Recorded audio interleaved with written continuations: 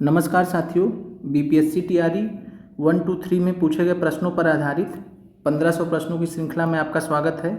और ये जो प्रश्न आज हम करने जा रहे हैं, कुल 28 प्रश्न हैं। ये 10 दिसंबर 2023 को बीपीएससी टीआरई 2.0 का एग्ज़ाम हुआ था। और उस दिन जितने भी एग्ज़ाम हुए थे, सबका जो जीएस का पेपर है वो एक ही था। तो जीएस पार्ट सेकंड में जो आपके 40 क्वेश्चन होते हैं, तो उसमें महत्वपूर्ण जो आपके सेकंड पार्ट में 28 प्रश्नों का विश्लेषण इस वीडियो में आपको समझाया जा रहा है। और यहाँ पे हम पहला प्रश्न देखते हैं। राष्ट्रवादियों के दैनिक समाचार पत्र द इंडियन नेशन का प्रकाशन कब प्रारंभ हुआ?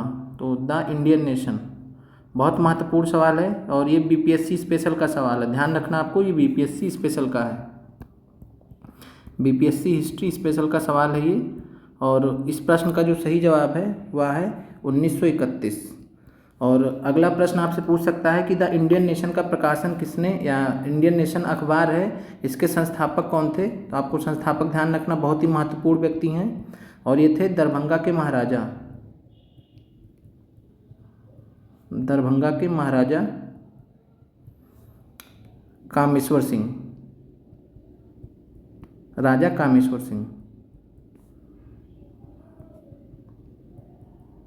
तो इतनी चीज़ें आपको इस प्रश्न से रिलेटेड जो है ध्यान रखनी है। और जो भी अभ्यर्थी इस चैनल पर नए हैं, तो मैं आप लोगों को बता दूं कि आप लोग जितने भी प्रीवियस ईयर क्वेश्चन के जो आप विश्लेषण देख रहे हैं, आप साथ में जो है एक कॉपी में आप जैसे जैसे इस प्रश्न के बारे में मैंने आपको नोट बता दिया, तो आप सेम टू सेम अपने कॉपी में ऐसे ही नोट बना लीजिए। तो इससे क्या होगा कि आपको लास्ट टाइम में रिवीजन करने में आसानी रहेगी। तो इस चीज़ को आप सभी लोग समझिए और तो जो पूरा वीडियो है उसको आप अंत तक देखिए, आपको बहुत ज़्यादा लाभ होगा। और साथ में इतनी सारी जो सूचनाएं हैं जो परीक्षा से संबंधित महत्वपूर्ण हैं, वो भी आपको पता चलेंगी। और अभी हम आगे कुछ जरूरी सूचना भी आपको प्रेषित करेंगे, तो जुड़े रहिए। अगला प्रश्न है, भारतीय राष्ट्रीय कांग्रेस का गया अधिवेशन किस वर्ष में हुआ?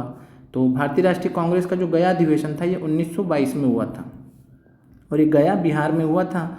और आपको ये भी ध्यान रखना है कि इसके अध्यक्ष कौन थे? तो अध्यक्ष थे देशबंधु चित्तरंजन दास, देशबंधु चित्तरंजन दास।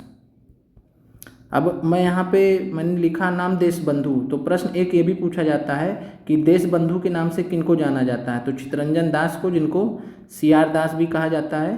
तो ये भी आपको ध्यान रखना, कई बार ऑप्शन में सीआर दास भी दे दिया जाता है। तो चित्तरंजन दास जी जो है बंगाल के जो है कांग्रेसी नेता थे, प्रमुख कांग्रेसी नेता थे और ये अध्यक्ष थे गया अधिवेशन में 1922 में। और इनको जो है सब लोग जो है ये प्रसिद्ध थे देशबंधु के नाम से। तो ये आपको ध्यान रखना कि देशबंधु किसको बोला जाता है? चित्तरंजन दास को। और यहाँ पे एक चीज़ आपको और भी ध्यान रखना है कि दीनबंधु किसको कहा जाता है?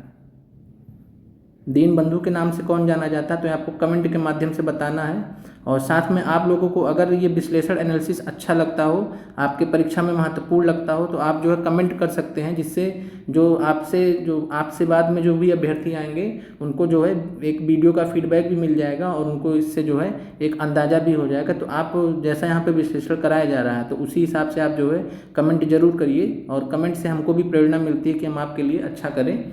फिर आगे बढ़ते हैं इस प्रश्न में। और 1922 में आपको ये भी ध्यान रखना है कि उरांव जनजाति, बिहार की उरांव जनजाति ने भाग लिया था कांग्रेस के राष्ट्रीय अधिवेशन 1922 में गया में। और इनका नेतृत्व कौन कर रहा था? तो नेतृत्वकर्ता आपसे अभी तक नहीं पूछा गया, तो ये पूछ सकता है गुलाब तिवारी। तो गुलाब तिवारी जी जो है नेतृत्व कर रहे थे उरांव जनजाति का भारतीय राष्ट्रीय कांग्रेस में। और अगर हम बात करें उरांव जनजाति का, तो उरांव जनजाति फेमस थी ताना भगत आंदोलन के लिए, बहुत इंपॉर्टेंट है ताना भगत आंदोलन। और ये ताना भगत जो आंदोलन है अप्रैल 1914 में स्टार्ट हुआ था। अप्रैल 1914 में स्टार्ट हुआ था, किसके नेतृत्व में? तो जतरा भगत के नेतृत्व में। संत थे ये जतरा भगत। तो जतरा भगत के नेतृत्व में ताना भगत आंदोलन जो है हुआ था। और ये एक प्रकार से सत्याग्रह था, ब्रिटिश सरकार की जो है जो खराब नीतियाँ थी, और साथ में जो है सविनय अवज्ञा भी था ये। तो सविनय अवज्ञा आंदोलन 1914 में ही ताना भगत जो समुदाय था उसने स्टार्ट किया था। और अगर बात किया जाए तो यह जो ताना भगत आंदोलन था 1920 में जाके 1920 में जाके भारतीय राष्ट्रीय कांग्रेस का जो राष्ट्रीय आंदोलन चल रहा था आज़ादी के लिए, उसमें ये विलय हो गया। यानी ताना भगत आंदोलन जो है 1920 के बाद से फिर कांग्रेस से जुड़ गया। तो इस वजह से जो है कांग्रेस के राष्ट्रीय अधिवेशन में जो उरांव जनजाति के लोग थे वो बराबर जा रहे थे। ये 1921 में भी गए थे और 1922 में भी गए थे। तो आशा करते हैं आपको इस प्रश्न का विश्लेषण समझ में आ गया होगा। और आपको मैं एक जानकारी के लिए बता दूं कि जो आपको विश्लेषण बताया जाता है, इसका कारण यह है कि कई बार प्रश्न सेम टू सेम रिपीट हो जाते हैं, कई बार प्रश्न आपसे उससे रिलेटेड पूछ लेता है। तो उससे रिलेटेड आपको कहीं अलग ना देखना पड़े। और सबसे ज़रूरी, ये जितने भी तथ्य हम आपको यहाँ पे बता रहे हैं ये जो है बीपीएससी ने ही पूछे हैं। बीपीएससी ने कहीं ना कहीं किसी ना किसी एग्जाम में पूछे, तो इसलिए भी आपको बता रहे हैं ताकि जब अगली बार प्रश्न आए तो आप घबराएं नहीं। तो इस वजह से कि आपका पेपर अच्छा रहे। फिर आते हैं प्रश्न पे कि 1913 में अनुशीलन समिति की एक शाखा की स्थापना पटना में किसने की थी। तो बहुत ही फेमस व्यक्ति हैं सचिन नाथ सान्याल, इनका नाम आपको ध्यान रखना है। और ये जो है कानपुर में एचआरए के संस्थापक भी थे।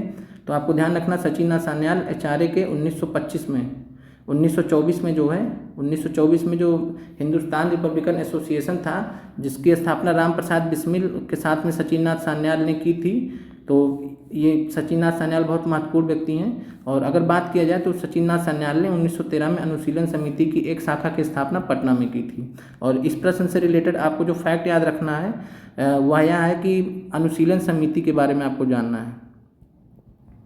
और अनुशीलन समिति की जब हम बात करते हैं तो इसकी जो स्थापना ये कब हुई थी, तो आपको डेट याद रखना है 24 मार्च 1902। 24 मार्च 1902 को अनुशीलन समिति की स्थापना हुई थी। और इसकी स्थापना किसने की थी, तो आपको 3 नाम ध्यान रखने हैं। सतीश चंद्र बसु, ये ध्यान रखना सुभाष चंद्र बोस से अलग हैं ये, तो सतीश चंद्र बसु। और दूसरा नाम है पी मित्र या पी मित्रा, तो इनका जो पूरा नाम था प्रनाथ मित्र। फिर तीसरा नाम आपको ध्यान रखना है बरींद्र कुमार घोष। और बरींद्र कुमार घोष कौन थे, तो ये जो है अरविंदो घोष के भाई थे। और एक नाम आपको और भी ध्यान रखना है जतीन्द्र नाथ बनर्जी। तो जैसा भी परीक्षा में दिया रहेगा आप उसी हिसाब से आंसर लगा देंगे, जतीन्द्र नाथ बनर्जी। तो 4 नाम आपको अनुशीलन समिति का और मेन जो संस्थापक अगर आएगा तो यही आएगा आपका। तो ये भी ध्यान रखना है सतीश चंद्र बसु, पी मित्र, और साथ में जो संस्थापक सदस्यों की बात आएगी तो बरींद्र कुमार घोष और जतीन्द्र नाथ बनर्जी। ये आपको समझ में आ गया होगा। अब इसके बाद देखते हैं अनुशीलन समिति। अनुशीलन समिति की 2 संस्थाएं थीं, 2 ब्रांच थे। और पहला जो ब्रांच था उसको जो है जुगांतर के नाम से जाना जाता था, जुगांतर। और जुगांतर जो था ये कलकत्ता में था। इसका जो कलकत्ता यानी जो बंगाल में जो ब्रांच था उसको जुगांतर के नाम से जाना जाता अनुशीलन समिति के। और ढाका अनुशीलन समिति जो बांग्लादेश वाले क्षेत्र में था, यानी पूर्वी बंगाल क्षेत्र में था उस समय। आज का जो ढाका है तो ढाका में ढाका अनुशीलन समिति था। और ये ढाका अनुशीलन समिति जो है पुलिन बिहारी दास के नेतृत्व में काम कर रहा था। पुलिन बिहारी दास, ये सब प्रश्न पूछे गए हैं तो आप तैयार रहिए। तो पुलिन बिहारी दास और ये सब चीज़ें जैसा मैंने आपको बताया पहले वीडियो में, पहले ही प्रश्न में, कि आप इसको नोट भी करते रहिए तो आप ही का फ़ायदा है। और आपका रिवीजन होता रहेगा। अगले बार कहीं और प्रश्न आएगा तो जब मैं इसको रिपीट कर रहा हूँगा तो आपका वहाँ पे रिवीजन भी हो जाएगा। तो और आप लोग जो है अभी मैं आपको आगे बता दूंगा जो आपको ज़रूरी सूचना देनी है।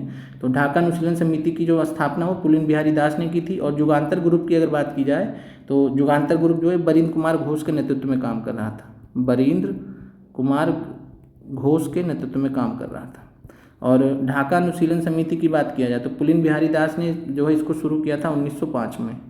और अनुशीलन समिति की स्थापना कब हुई थी, तो 1902 में हुई थी, जो मैंने पीछे आपको बता दिया है।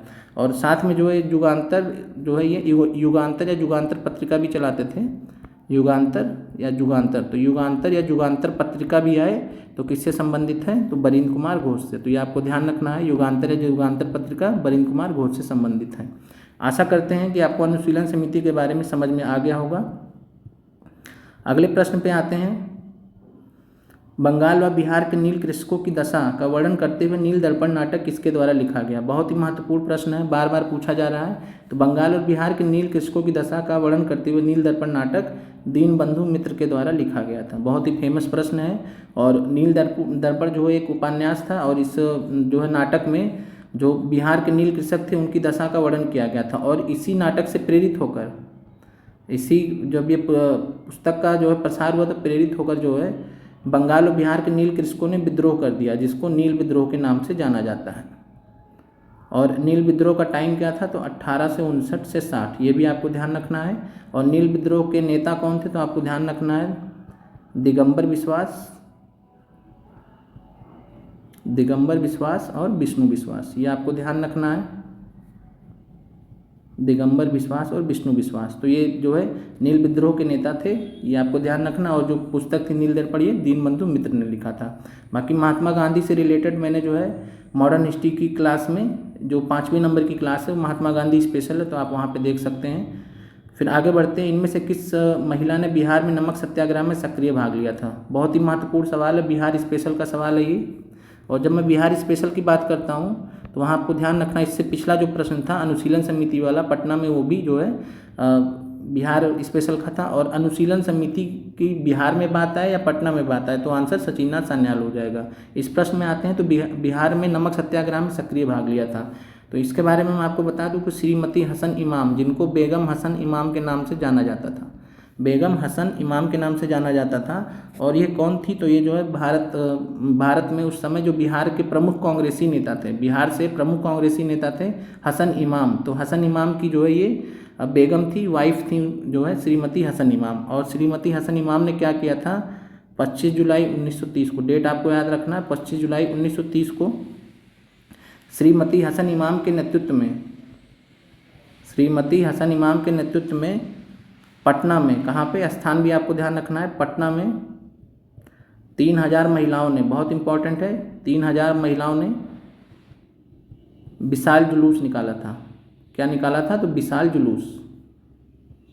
और इस विशाल जुलूस में जो है विदेशी वस्तुओं का बहिष्कार किया गया था, स्वदेशी आंदोलन को जो है स्वदेशी चीज़ों के इस्तेमाल के लिए प्रोत्साहन किया गया था लोगों को। और 25 जुलाई को जो है ये विशाल जो जुलूस निकाला गया था श्रीमती हसन इमाम के नेतृत्व में पटना में निकाला गया था। और 1930 में चल क्या रहा था, तो नमक सत्याग्रह चल रहा था। और नमक सत्याग्रह के बारे में अभी हम आगे भी देख लेंगे डिटेल में, तो यहाँ आपको उसके लिए परेशान नहीं होना है। तो नमक सत्याग्रह जो कि स्टार्ट हुआ था 6 अप्रैल 1930 को स्टार्ट हुआ था।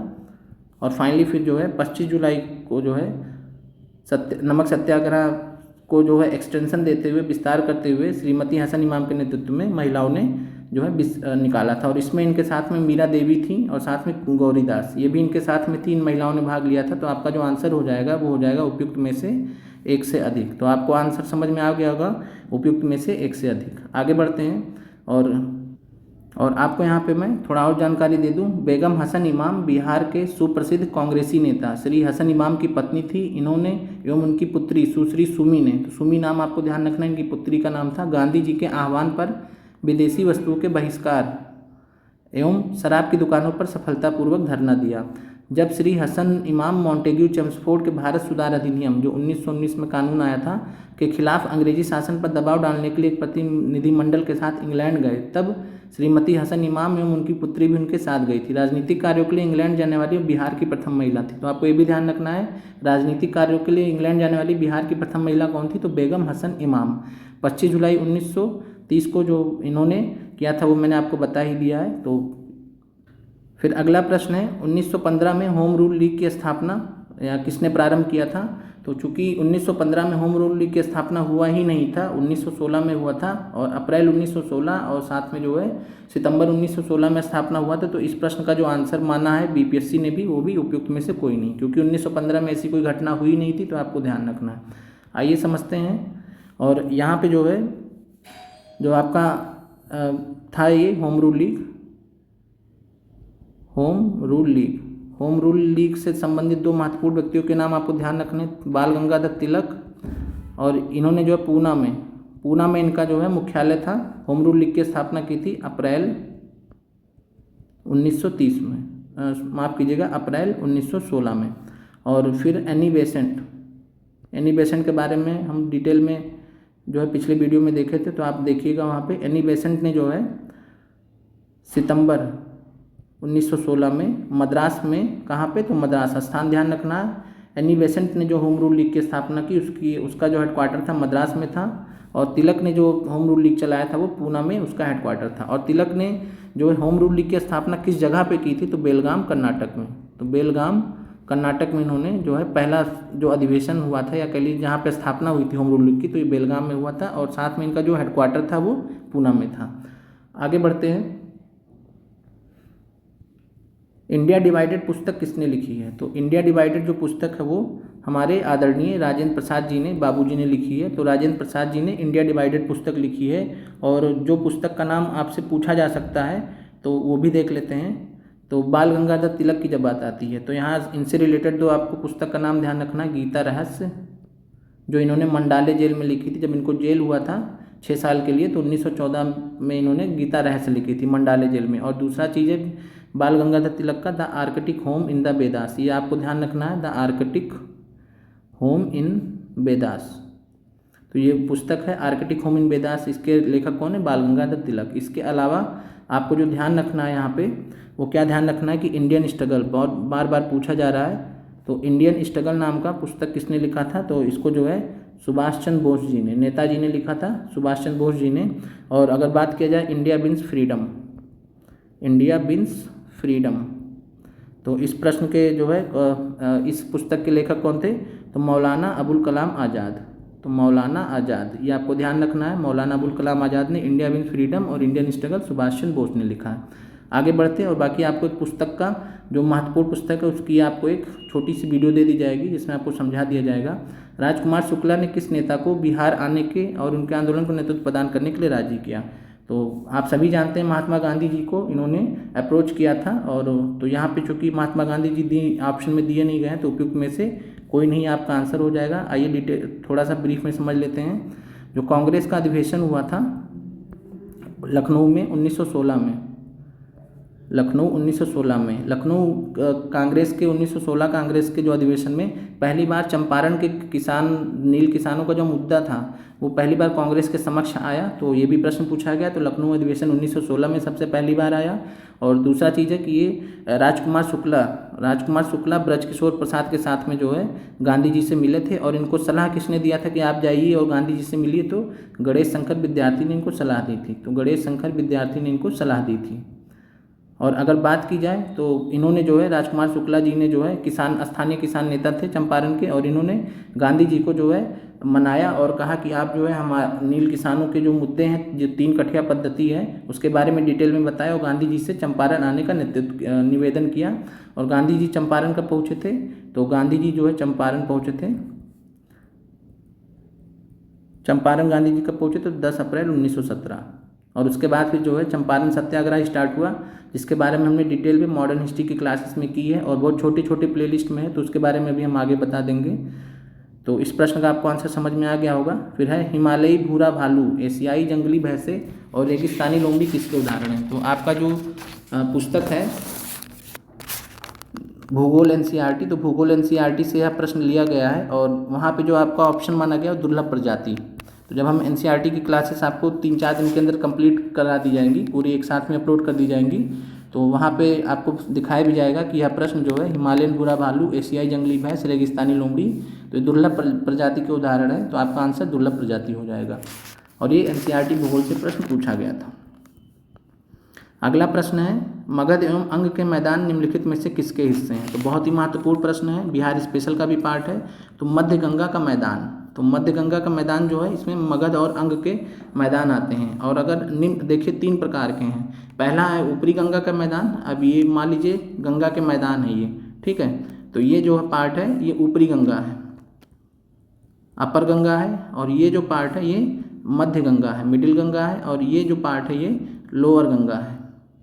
कुछ ऐसा जाता है, जो प्लेन है कुछ ऐसा जाता है ऊपर से नीचे की तरफ। और यहाँ पे अगर बात किया जाए तो जो ऊपरी गंगा है, तो ऊपरी गंगा में कौन कौन से राज्य आते हैं, तो उत्तराखंड, जिसको मैं यहाँ यूके लिख दे रहा हूँ, उत्तर प्रदेश आता है, और साथ में जो है बिहार का जो पश्चिमी हिस्सा है, तो वेस्टर्न बिहार या पश्चिमी बिहार जो है ये कहाँ पे आता है, तो ये ऊपरी गंगा के मैदान में आते हैं। मध्य गंगा के मैदान की जब बात करते हैं तो बिहार का जो है बिहार का क्षेत्र आता है, और बिहार के बाद पूरा बंगाल आता है इसमें। और जब निम्न गंगा की बात करते हैं तो जब बंगाल के बाद जो है तो यहाँ पे जो है और बिहार और बंगाल का जो बॉर्डर वाला यहाँ पे है तो वो आता है। आपको ध्यान रखना, मध्य गंगा के मैदान में बिहार, भागलपुर ये सब आता है। बिहार में जो भागलपुर वाला क्षेत्र है तो भागलपुर से सटा हुआ जो आगे जो बंगाल का थोड़ा सा क्षेत्र है, और निम्न गंगा के मैदान में मुख्यतः पश्चिम बंगाल और बांग्लादेश। तो ये आपको ध्यान रखना है कि पश्चिम बंगाल और बांग्लादेश जो है ये निम्न गंगा के मैदान में स्थित हैं। बांग्लादेश ये निम्न गंगा के मैदान में स्थित है। तो आपको इस प्रश्न का विश्लेषण समझ में आ गया होगा। आगे बढ़ते हैं। निम्नलिखित में से कौन सी जायद फसल है? तो ये भी जो है आपका प्रश्न रिपीट किया गया है, तो आपका आंसर है तरबूज है। और इसके अलावा जो है खीरा, और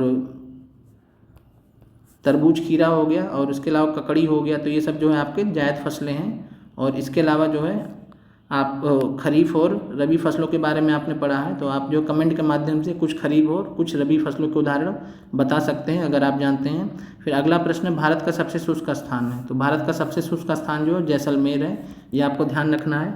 और इसके अलावा अगर पूछे कि विश्व का सबसे शुष्कतम मरुस्थल कौन सा है, सबसे शुष्कतम जगह कौन सी है, तो सबसे शुष्कतम मरुस्थल जो है ये कौन सा है? अटाकामा मरुस्थल। अटाकामा, ये टा है, अटाकामा मरुस्थल। और ये कहाँ पे है? तो ये जो है चिली देश में है। जब हम दक्षिण अमेरिका महाद्वीप की क्लास कर रहे थे, वहाँ पे हमने आपको दिखाया था, बताया भी था, समझाया भी था। तो जिन लोगों ने भूगोल NCERT विश्व भूगोल का जो है आप जिन भी साथियों ने वो आपने किया होगा मानचित्र का, तो वहाँ आपने देखा होगा कि अटाकामा मरुस्थल चिली में पड़ता है और ये विश्व का सबसे शुष्कतम मरुस्थल है। आगे बढ़ते हैं। भारत का कौन सा राज्य मोटा अनाज का सबसे बड़ा उत्पादक है? तो मोटा अनाज की अगर यहाँ पे बात किया जाए तो यहाँ पे जो है थोड़ा सा हिंदी प्रश्न में त्रुटि है। यहाँ पे जो है त्रुटि नहीं, सही है। और यहाँ पे मिलेट्स की बात की जा रही है। तो अगर मोटा अनाज का सबसे बड़ा उत्पादक की बात की जाए मिलेट्स की, तो राजस्थान है। और राजस्थान जो है कह सकते हैं कि जो पर्ल मिलेट होता है, एक पर्ल मिलेट जिसको हम बाजरा कहते हैं, तो बाजरा में भी राजस्थान नंबर 1 पर है। और अगर महाराष्ट्र की बात करें तो महाराष्ट्र जो है ज्वार में आगे है। जो ज्वार, बाजरा, रागी 3 है। और कर्नाटक जो है किसमें आगे है? तो रागी में। आपको 3 मोटे अनाज ध्यान रखने, पहला बाजरा, और बाजरा में जो है, और ओवरऑल जो मोटे अनाज की बात की जाए इसमें तीनों आते हैं। कौन कौन? तो ज्वार, रागी और बाजरा, उसमें राजस्थान आगे है। और अगर केवल बाजरे की बात की जाए तो राजस्थान आगे है, ये भी प्रश्न पूछा गया है। और ज्वार की बात करें तो जो ज्वार फसल है तो ये सबसे ज़्यादा महाराष्ट्र में उगाई जाती है, उत्पादन होता है। और कर्नाटक में जो है रागी जो फसल है आपका इसका होता है। तो ये आपको ध्यान रखना है। और मोटे अनाज को श्री अन्न भी कहा जाता है।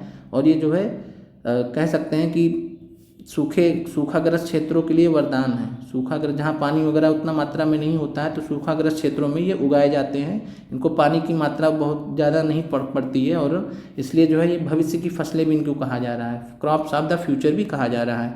और इनको श्री अन्न के नाम से भी प्रधानमंत्री जी ने संबोधित किया था, तो श्री अन्न भी इनको कहा जाता है। अगला प्रश्न है, भारत के कितने राज्यों की सीमा कॉमन बॉर्डर पाकिस्तान और बांग्लादेश के साथ है? तो इस प्रश्न का जो आंसर हो जाएगा वो हो जाएगा उपयुक्त में से कोई नहीं, क्योंकि जो है अगर आप भारत का मानचित्र देखे होंगे तो आप देखेंगे कि पाकिस्तान पश्चिमी साइड है, पंजाब से, और राजस्थान गुजरात से, और ऊपर अगर हम बात करें तो जम्मू कश्मीर से बॉर्डर बनाता है। लेकिन जो बांग्लादेश वाला क्षेत्र है वो अलग है, और यहाँ पे जो है एक को देश के साथ में कॉमन बॉर्डर नहीं है। तो ये पाकिस्तान एकदम अलग स्थित है पश्चिम में, और बांग्लादेश एकदम पूरब में स्थित है, तो कोई लेना देना नहीं है। तो इस प्रश्न का आंसर हो जाएगा नन ऑफ दीज। और अगर हम बात करें बांग्लादेश की, तो बांग्लादेश को आपका ध्यान रखना है कि बांग्लादेश के साथ में भारत के जो राज्य सीमा बनाते हैं, तो पहला है पश्चिम बंगाल, 5 राज्य आपको ध्यान रखने हैं। दूसरा है असम, तीसरा आपको ध्यान रखना है मेघालय, और एक बार आप मानचित्र देख लीजिएगा तो ये सब चीज़ें क्लियर हो जाएंगी, त्रिपुरा और मिजोरम। ये 5 नाम आपको ध्यान रखने हैं। मिजोरम, तो पश्चिम बंगाल, असम, मेघालय, त्रिपुरा, मिजोरम ये सीमा बनाते हैं बांग्लादेश के साथ में। पाकिस्तान की बात की जाए तो नीचे से चलते हैं ऊपर की तरफ, या ऊपर से नीचे की तरफ चलते हैं तो जम्मू कश्मीर, फिर नीचे आएंगे तो पंजाब, राजस्थान, गुजरात, ये सब महत्वपूर्ण हैं। और इसके अलावा अगर ऊपर हम जाएंगे तो लद्दाख का भी कुछ भाग जो है ये पाकिस्तान के साथ में सीमा बनाएगा। फिर आगे बढ़ते हैं। अगले प्रश्न पे निछालन प्रक्रिया संबंधित है, बहुत महत्वपूर्ण सवाल है। और निछालन प्रक्रिया को हम लीचिंग बोलते हैं। तो लीचिंग जो प्रोसेस होता है ये भारी वर्षा क्षेत्रों से संबंधित होता है। और भारी वर्षा क्षेत्र में जैसे कि मेघालय भारत में, और इसके अलावा पश्चिमी घाट जहाँ पे बहुत ज़्यादा भारी वर्षा होती है। तो पश्चिमी घाट में आप जानते हैं कि मानसून में बहुत ही भारी वर्षा होती है। और पश्चिमी घाट में अगर बात किया जाए तो महाराष्ट्र, कर्नाटक, केरल में जो है निछालन प्रक्रिया का जो है विस्तार है, क्योंकि बहुत ज़्यादा भारी वर्षा होती है। तो आपको विकल्प में ये भी दिया गया था, एक बार महाराष्ट्र, कर्नाटक भी दिया गया था, तो ये भी आपको ध्यान रखना है। और साथ में जो है मेघालय भी प्रश्न में पूछा गया है। तो निछालन प्रक्रिया से जो प्रभावित क्षेत्र है तो मेघालय भी है, और पश्चिमी घाट में महाराष्ट्र, कर्नाटक, केरल वगैरह आते हैं प्रश्न पे। तो भारी वर्षा क्षेत्र से संबंधित है। और भारी वर्षा जब होती है तो खनिज और मिट्टी बह जाते हैं, जो मृदा होती है उससे खनिज और मिट्टी बह जाते हैं। और साथ में जो ये पौधों की जड़ें जो होती है कमज़ोर, मतलब पौधों की जड़ों से जो मिट्टी, खनिज और मृदा है वो निकल जाते हैं। तो इस प्रकार तीनों जो विकल्प है ये संबंधित हैं। तो आप समझ गए होंगे कि पौधों की जड़ें से खनिज और मिट्टी निकल जाते हैं, बह जाते हैं, और भारी वर्षा क्षेत्र में पाए जाते हैं। निछालन प्रक्रिया। आगे बढ़ते हैं। निम्नलिखित में से कौन सा भूकंप की गहनता नापने हेतु उपयोग में लाया जाता है? बहुत ही महत्वपूर्ण सवाल है। भूकंप की गहनता, इंटेंसिटी ऑफ अर्थक्वेक। कई लोग इस सवाल में फंस जाते हैं, यहाँ पे आप क्लियर कर लीजिए। तो इंटेंसिटी ऑफ अर्थक्वेक, तो इंटेंसिटी ऑफ अर्थक्वेक जो होता है वो मरकली पैमाने पर नापा जाता है। अब रिक्टर पैमाने पे क्या नापा जाता है ये भी समझ लीजिए। और उससे पहले महान हार्बर तरंग, तो महान हार्बर तरंग, ग्रेट हार्बर वेव्स, तो इससे सुनामी का पता लगाते हैं। अगर ग्रेट हार्बर वेव्स या महान हार्बर तरंगें उठ रही हैं तो एक संकेत होता है कि सुनामी आने वाली है। तो सुनामी का सूचक होता है ये, तो आपको ध्यान रखना है। और इसके अलावा बात किया जाए रिक्टर पैमाने की, तो जो रिक्टर पैमाना होता है ये परिमाण बताता है, भूकंप का परिमाण बताता है, मैग्नीट्यूड बताता है। और ये किस में बताता है? तो 1 से 10 में बताता है। जैसे जैसे हम 1 से 10 की तरफ बढ़ते हैं तो वैसे वैसे जो परिमाण या मैग्नीट्यूड होता है भूकंप का वो बढ़ता जाता है। तो ये आपको ध्यान रखना है। और अगले प्रश्न पे चलते हैं। हाल ही में किस राज्य की कैबिनेट ने मिशन शक्ति स्कूटर योजना को स्वीकृति दी है? तो बिहार, उड़ीसा में हुआ था ऐसा। तो ये प्रश्न फिर से पूछा जा सकता है, तो आपको ध्यान रखना है। बिहार में नमक आंदोलन कब प्रारंभ हुआ? तो बहुत ही आसान सवाल है। और इसका अगर बात किया जाए तो अप्रैल 1930 आंसर हो जाएगा। और उसमें भी जो है 6 अप्रैल 1930। और यहाँ पे आपको जो ध्यान रखना है चीज़ यहाँ पे मैं लिख दे रहा हूँ, नमक आंदोलन या नमक सत्याग्रह, तो जिसको हम सविनय अवज्ञा आंदोलन के नाम से जानते हैं। जो पूरा आंदोलन चला था इसको हम सविनय अवज्ञा आंदोलन के नाम से जानते हैं। और सविनय अवज्ञा आंदोलन के तहत दांडी मार्च किया था गांधी जी ने, दांडी मार्च किया था। और दांडी मार्च किया था 78 अनुयायियों के साथ में, यानी गांधी जी के साथ 78 लोग चले थे। और एक पूछता कहाँ से कहाँ तक? तो साबरमती से दांडी तक। साबरमती से दांडी एक गांव है समुद्र के किनारे गुजरात में। तो साबरमती से दांडी तक की जो यात्रा की थी कब की थी ये भी आपको ध्यान रखना, 12 मार्च से 6 अप्रैल। और 12 मार्च से 6 अप्रैल। और 6 अप्रैल को गांधी जी जो है दांडी पहुंच के उन्होंने नमक कानून को तोड़ा। थोड़ा सा मुट्ठी भर नमक लिया, चुटकी भर नमक लिया, और नमक बनाकर जो ब्रिटिश सरकार द्वारा कानून बनाया गया था कि आपको नमक पे भी टैक्स देना है, तो इस प्रकार जो है नमक कानून का उल्लंघन किया, इसलिए इसको सविनय अवज्ञा बोला गया। सविनय अवज्ञा का मतलब होता है कि हम आदर के साथ, विनय के साथ में जो है कानून का हम उल्लंघन करेंगे, और जो कानून हमारे लिए उचित नहीं है इसलिए। और गांधी जी ने नमक को ही क्यों चुना था? क्योंकि नमक जो है हर घर में इस्तेमाल होता था। और सबसे बड़ी बात है कि इतनी बेसिक चीज़, इतनी छोटी चीज़ के लिए जो है अंग्रेज भारतीयों पर टैक्स लगा रहे थे। तो इस वजह से गांधी जी ने नमक को मुद्दा बनाया था। और वहाँ से सविनय अवज्ञा आंदोलन स्टार्ट हुआ 6 अप्रैल 1930 को। और अगर बात किया जाए तो चंपारण में जो है नमक आंदोलन का नेतृत्व किसने किया था? तो ये भी प्रश्न पूछा गया है। तो बिपिन बिहारी वर्मा ने कहाँ पे किया था? तो ये चंपारण में किया था। और इसके अलावा बात किया जाए, बहुत महत्वपूर्ण है, भागलपुर, बिहार के भागलपुर में जो है नो चौकीदारी टैक्स कैंपेन, नो चौकीदारी, तो नो चौकीदारी टैक्स कैंपेन, या अगर बात किया जाए तो इसको एंटी चौकीदारी टैक्स कैंपेन शुरू किया गया था भागलपुर में। और भागलपुर में जो है अगर बात किया जाए तो भागलपुर में इसका नेतृत्व किसने किया था? तो भागलपुर में जो है नमक सत्याग्रह का, ये नमक सत्याग्रह के अंतर्गत ही हुआ था महादेवलाल सराफ, ये भी प्रश्न पूछा गया। तो महादेवलाल सराफ के नेतृत्व में नमक सत्याग्रह, जिसके अंतर्गत जो है नो चौकीदारी टैक्स कैंपेन बिहार में शुरू किया गया था, भागलपुर में, महादेवलाल सराफ के नेतृत्व में। और ये था क्या, नो चौकीदारी टैक्स कैंपेन। तो जो भागलपुर क्षेत्र में जो आसपास के जो गांव थे, तो वहाँ पे जो है जो वहाँ के ग्रामीण थे उन लोगों से जो है ब्रिटिश सरकार ने कुछ जो है चौकीदारों की नियुक्ति कर रखी थी जो पुलिस का काम करते थे, और उन पुलिस वालों का जो सैलरी वगैरह होता था तो उसके लिए जो है गांव वालों से वसूली की जाती थी, और ये 1907 से उनसे वसूली करते आ रहे थे। तो गांव वालों ने एक मुद्दा बनाया इसको महादेवलाल सराफ के नेतृत्व में कि अब जो है सबसे सही समय है सविनय अवज्ञा आंदोलन के सामने जो है के अंतर्गत कि हम इस चीज़ का विरोध करें और जो है इस चीज़ से हम मुक्ति पाएँ, जिस चीज़ को हमको देने का कोई मतलब ही नहीं बनता है, हम उसके लिए क्यों दें। और ये जो मतलब चौकीदार थे या पुलिस थे, जो पुलिस के रूप में थे, ये ब्रिटिश सरकार के कह लीजिए एजेंट के रूप में काम कर रहे थे। आगे बढ़ते हैं। आज़ाद दस्ता की स्थापना किसने की थी? तो आज़ाद दस्ता की स्थापना जानते हैं आदरणीय JP नारायण जी ने की थी, और इन्होंने जो है 1942 के भारत छोड़ो आंदोलन के समय की थी। तो कब की थी? तो भारत छोड़ो आंदोलन 1942। और भारत छोड़ो आंदोलन कब स्टार्ट हुआ था? तो 8 अगस्त जो है भारत छोड़ो प्रस्ताव पारित किया गया था ग्वालियर टैंक बॉम्बे में। तो ग्वालियर टैंक बॉम्बे आपको ध्यान रखना है, और मॉडर्न हिस्ट्री की क्लास में डिटेल में इसके बारे में चर्चा की जाएगी। और जयप्रकाश नारायण जी ने जो है भारत छोड़ो आंदोलन के समय जो है, और भारत छोड़ो आंदोलन कब स्टार्ट हो? तो 8 अगस्त 1942। और 1942 में जो है भारत छोड़ो आंदोलन जब शुरू हुआ था तो इन्होंने नेपाल में, कहाँ पे? तो नेपाल का जो तराई जंगल वाला इलाका था, नेपाल तराई वाले इलाके में आज़ाद दस्ता की स्थापना की थी। और बहुत महत्वपूर्ण बिहार स्पेशल से, अगर बिहार स्पेशल की बात की जाए तो सूरज नारायण सिंह ने, प्रश्न पूछता है, सूरज नारायण सिंह ने मधुबनी जिले में आज़ाद दस्ता की स्थापना की थी।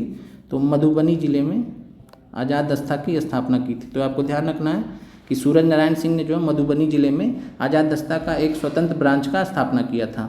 और जो वैसे जो ओवरऑल आज़ाद दस्ता की बात आती तो जयप्रकाश नारायण आपका आंसर हो जाएगा। मधुबनी पूछेगा अगर तो सूरज नारायण सिंह हो जाएंगे। आगे बढ़ते हैं। और साथ में आपको ये भी ध्यान रखना है, जो जयप्रकाश नारायण है वो फेमस है 1970 के दशक में, इन्होंने संपूर्ण क्रांति का नारा दिया था, संपूर्ण क्रांति का नारा दिया था, टोटल रिवॉल्यूशन, जिसके बारे में हम आगे चर्चा करेंगे। अगला प्रश्न, निम्नलिखित कथनों पर विचार कीजिए। चंद्रयान 3 भारत का एक महत्वपूर्ण अंतरिक्ष मिशन नहीं है। तो जानते हैं कि महत्वपूर्ण अंतरिक्ष मिशन था, गलत है, ये गलत हो जाएगा। फिर चंद्रयान 3 के साथ भेजे गए विक्रम लैंडर और प्रज्ञान रोवर अपना कार्य ठीक से नहीं किए हैं। तो आप जानते हैं कि एकदम जो है बढ़िया से चल रहा है, तो ये भी ऑप्शन गलत हो जाएगा। चंद्रमा पर यान उतारने वाले देशों की सूची में भारत चौथे स्थान पर, तो ये बात सही है, भारत चौथे स्थान पर है। तो आपका आंसर हो जाएगा केवल 3। और अगर अब बात किया जाए यहाँ पे, तो भारत जो है दक्षिणी ध्रुव पर, चंद्रमा के दक्षिणी ध्रुव पर उतरने वाला भारत एकमात्र देश है। तो भारत पहला देश है, ये आपको ध्यान रखना है। और इसके अलावा आपको ये भी ध्यान रखना है कि चंद्रयान मिशन कब लॉन्च किया गया था? तो 14 जुलाई को लॉन्च किया गया था, और 23 अगस्त को जो है 23 अगस्त को ये दक्षिणी ध्रुव पर पहुंचा था। चंद्रयान दक्षिणी ध्रुव पे पहुंचा था चंद्रमा के 23 अगस्त को। और 23 अगस्त को हम जो है अंतरिक्ष दिवस के रूप में मनाते हैं। तो ये भी आपको ध्यान रखना, स्पेस डे कब मनाएंगे? 23 अगस्त को। पिछली बार घोषणा किया गया था इसी दिन के दिन कि हम मनाएंगे आगे से। और फिर है अगला प्रश्न, टेकीकार्डिया में हृदय गति हो जाती है। तो टेकीकार्डिया में जो हृदय गति हो जाती है वो तेज हो जाती है। तो आपको ध्यान रखना है कि टेकीकार्डिया में, और साइंस का प्रश्न है ये, तो टेकीकार्डिया में जो हार्ट रेट होता है वो तेज हो जाता है।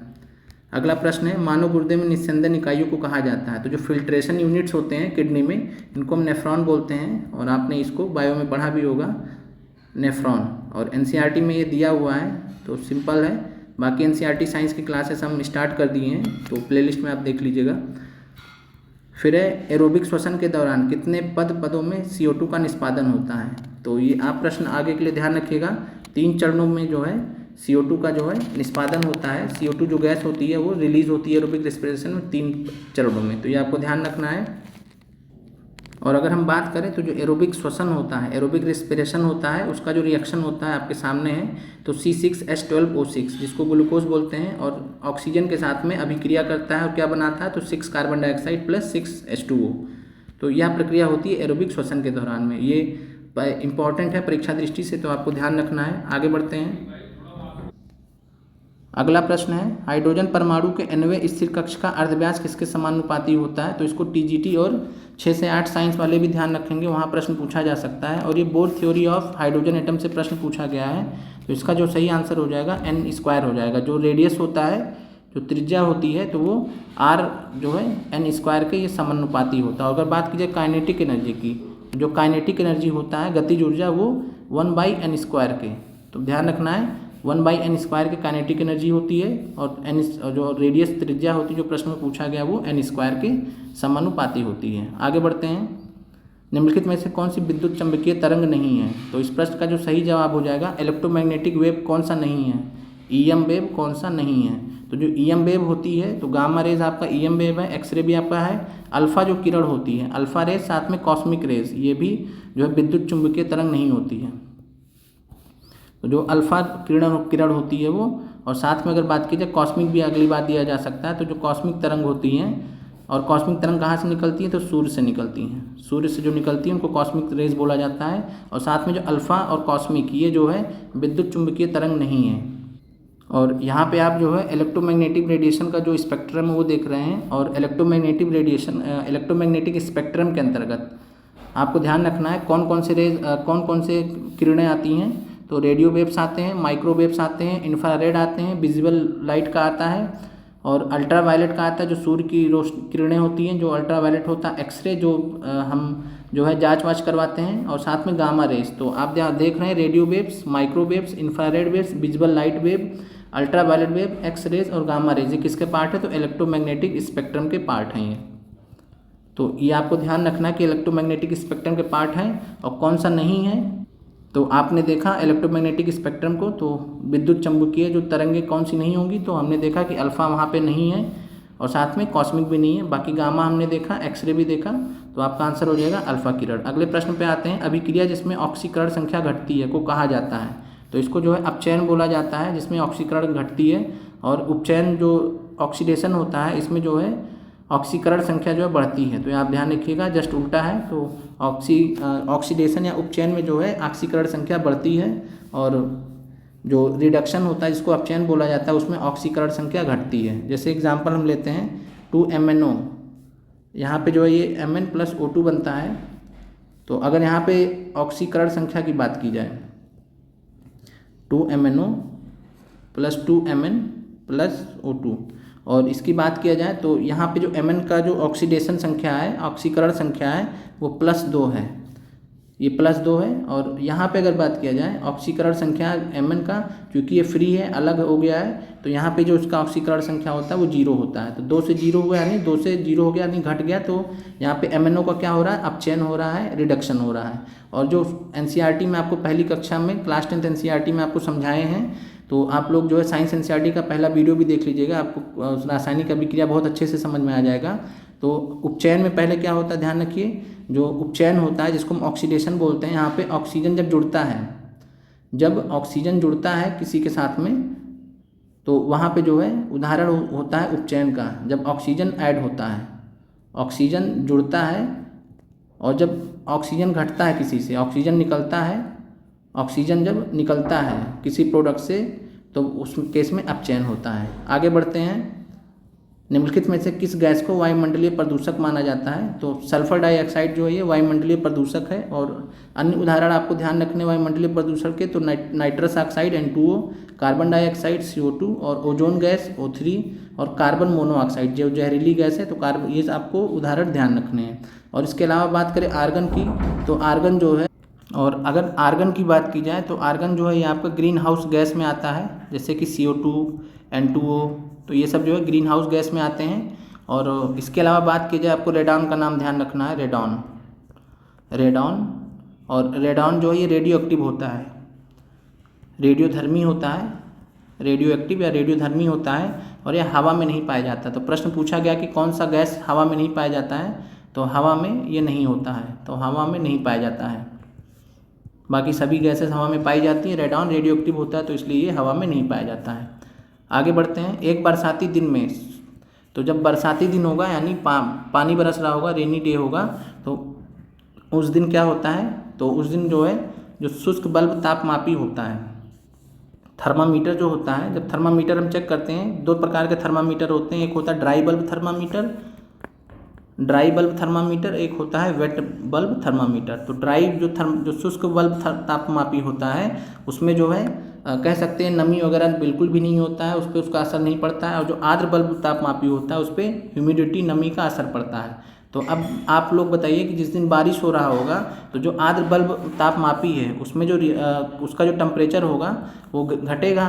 टेम्परेचर क्यों घटेगा? क्योंकि इसमें नमी दर्शाता है, और नमी यानी जब पानी बरस रहा होगा तो बाहर मौसम में नमी होगी, और नमी की वजह से ह्यूमिडिटी होगी, और ह्यूमिडिटी की वजह से जो है टेम्परेचर यहाँ पे ये कम दिखाएगा। और इसके अलावा जो शुष्क बल्ब तापमापी होगा, उस पर इसका असर नहीं पड़ेगा नमी का, तो ये जो है टेम्परेचर ज़्यादा दिखाएगा। तो आपको समझ में आ गया होगा कि शुष्क बल्ब तापमापी आर्द्र बल्ब तापमापी की तुलना में ज़्यादा माप दर्शाता है, यानी इसका टेम्परेचर ज़्यादा होगा और इसका टेम्परेचर जो है ये कम होगा। समझ में आ गया होगा आपको। अगले प्रश्न पे, तो ये आखिरी प्रश्न था, और यहाँ पे मैं आपको जो सूचना देना है वो दे देता हूँ। और यहाँ पे आप जो है प्लेलिस्ट देख पा रहे हैं, और प्लेलिस्ट में जो है आप सबसे ऊपर देख रहे हैं, तो यहाँ पे आपको जो है मैथ की प्लेलिस्ट मिल जाएगी। और ये सब आपको करने हैं जो भी बीपीएससी ट्री के अभ्यर्थी हैं। फिर बीपीएससी ट्री 1500 प्रश्नों का जो आपको प्लेलिस्ट मिल जाएगा। उसके नीचे भूगोल एनसीईआरटी कक्षा 8 के कंप्लीट हो गया, तो आप इसको देख लीजिएगा, सभी के लिए महत्वपूर्ण है। और फिर मॉडर्न हिस्ट्री, आप मॉडर्न हिस्ट्री की बहुत ही शानदार इसमें जो है 9 कक्षाएँ दी गई हैं। जैसे आप लोगों ने इस एनालिसिस वीडियो को देखा है, विश्लेषण वीडियो को देखा है, तो एक बार आप समय निकाल के मॉडर्न हिस्ट्री की क्लासेस को देख लीजिएगा। बहुत छोटी छोटी क्लासेस, और 3-4 क्लासेस और बची हैं, आपका मॉडर्न हिस्ट्री पूरा हो जाएगा, जो बिहार में पूछा जाता है।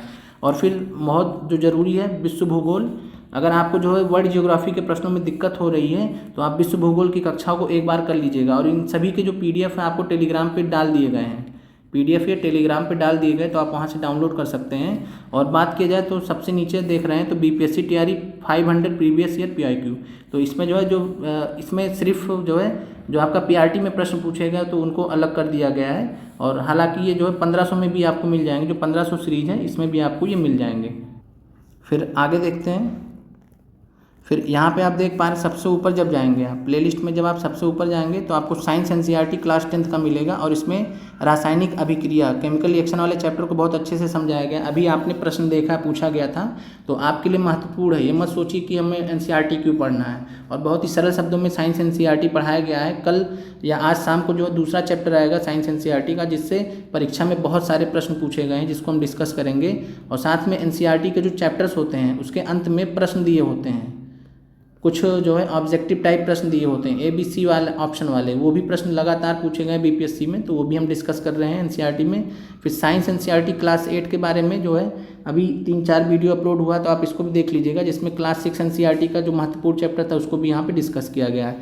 फिर है BPSC pre history geography polity, तो जो प्लेलिस्ट है तो ये 6 to 8, 9 to 10, तो ये उसको भी छोड़ देते हैं। फिर आगे आते हैं, यहाँ पे जो बीपीएससी प्री के प्रश्न उनको रखा गया है। बाकी ये बीपीएससी प्री के प्रश्न आपको 1500 वाले में सब हैं, 1500 वाला आपका कम्प्रिहेंसिव है, वहाँ पे आप सब कुछ देख सकते हैं जो नीचे है। और बीपीएससी ट्री मैथ स्पेशल, तो मैथ स्पेशल की सारी कक्षाएं इसमें डाली जाएंगी, जिसको सबको देखना है। और जो PRT के लिए रीजनिंग की क्लासेस हैं वो अलग से डाल दी जाएंगी, ताकि कोई इसमें घालमेल ना हो और सबको आसानी से समझ में आ जाए। और इसके अलावा सबसे जो इम्पोर्टेंट सूचना मैं आपको बता दूँ कि शुभम सर का मैंने जो है चैनल एक्टिवेट करवा दिया है, और चैनल का जो आपका लिंक है आपको टेलीग्राम में शेयर कर दिया जाएगा, टेलीग्राम में लिंक शेयर कर दिया जाएगा। और आप सभी लोग शुभम सर का जो चैनल है उसको ज्वाइन कर लीजिएगा। जिस प्रकार आपने जो है हमारे ऊपर भरोसा किया है, वैसे ही शुभम सर जो कि हम लोग के मार्गदर्शक भी रहे हैं, और आप लोग शुभम सर के बारे में जानते हैं कि इन्होंने 6 to 8 social science, 9 to 10 TGT social science और 11-12 यानी PGT हिस्ट्री, तीनों एग्ज़ाम एक ही बार में क्लियर किए थे। और इनका मार्गदर्शन आप लोगों के लिए बहुत आवश्यक है। और साथ में बात किया जाए, जितने भी संबंधित छात्र हैं, 6 से 8 सोशल साइंस, 9 से 10 TGT सोशल साइंस, 11 से 12 PGT सोशल साइंस, ये सभी अभ्यर्थी जो हैं इस चैनल को ज्वाइन कर लेंगे, जिसका लिंक आपको टेलीग्राम में दिया जाएगा। और साथ में आपको इस वीडियो के लिंक में भी जब भी चैनल एक्टिव हो जाएगा तो आपको दे दिया जाएगा। तो आशा करते हैं कि आपको आज का वीडियो समझ में आया होगा, और आप कमेंट के माध्यम से ज़रूर बताइए कि आपको कक्षा कैसी लगी, ताकि जो आपके बाद जो आने वाले छात्र हैं उनका भी जो है भला हो सके, और वो भी जो है कक्षाओं को सीरियसली ले सकें। मिलते हैं अगले वीडियो में। जय हिंद साथियों।